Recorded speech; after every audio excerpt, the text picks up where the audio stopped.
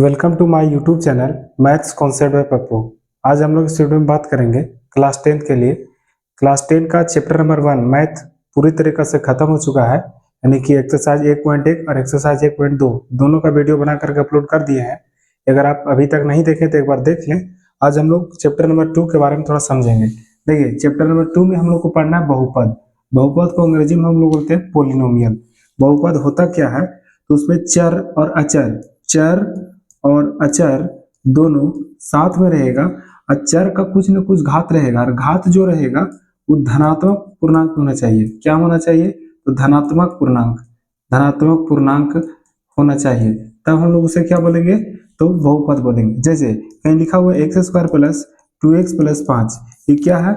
तो x का जो पावर है वो 2 है, 2 है, वही जो पावर है वो घात है उसका। और कैसा में होना चाहिए? बोलेंगे धनात्मक पूर्णांक होना चाहिए।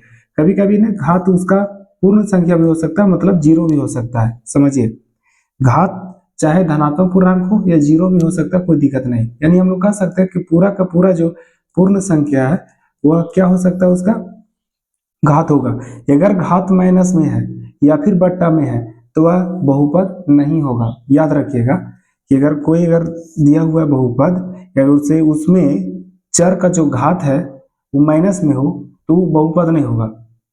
आगे समझिए, बहुपद को बांटा गया 3 भाग में। देखिए यहाँ पे कौन कौन बहुपद है। रैखिक बहुपद, द्विघाती बहुपद, त्रिघाती बहुपद। 10 में सबसे ज्यादा हम लोग को पढ़ना है कौन? तो द्विघाती बहुपद। ध्यान से इसे समझिएगा। अगर घात कितना है, चर का घात है कितना, तो बोलेंगे 1, तो उसे बोलेंगे हम लोग रैखिक बहुपद। अगर चर का घात कितना हो जाए तो बोलेंगे 2, तो उसे बोलेंगे हम लोग द्विघाती बहुपद। और चर का अगर घात हो जाएगा 3 तो उसे बोलेंगे हम लोग त्रिघाती बहुपद। जैसे इसमें लिख सकते हैं हम लोग x प्लस 5। देखिए x का जो पावर है, यानी चर का जो पावर है, जो घात है वो 1 है, तो उसे हम लोग बोलेंगे क्या? तो रैखिक बहुपद। यहाँ पे है, इसे हम लोग लिखेंगे x square plus 2x plus 3।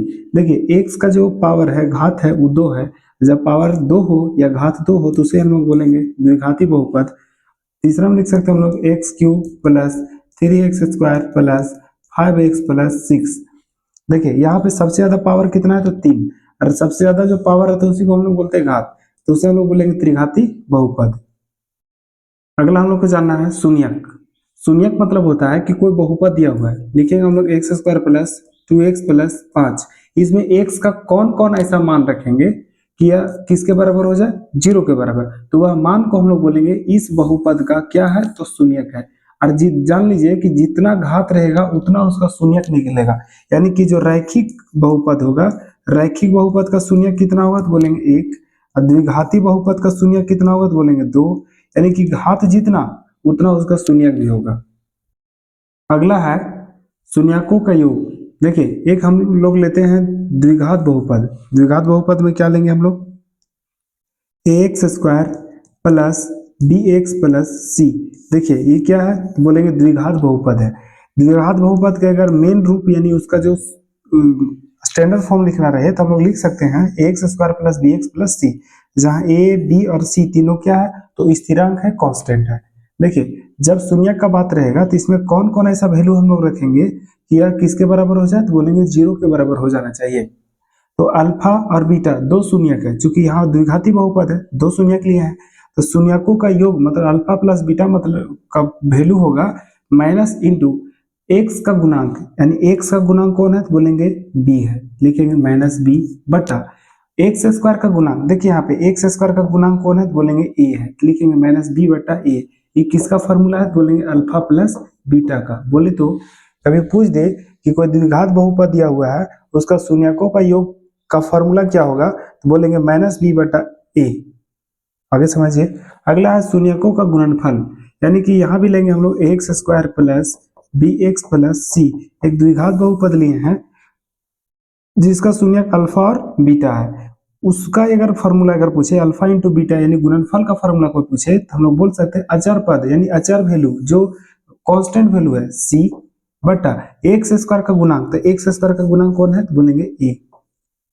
देखिए शॉर्ट में हम लोग याद रखेंगे अल्फा प्लस बीटा का फॉर्मूला क्या याद रखेंगे हम लोग? बोलेंगे माइनस बी बटा ए।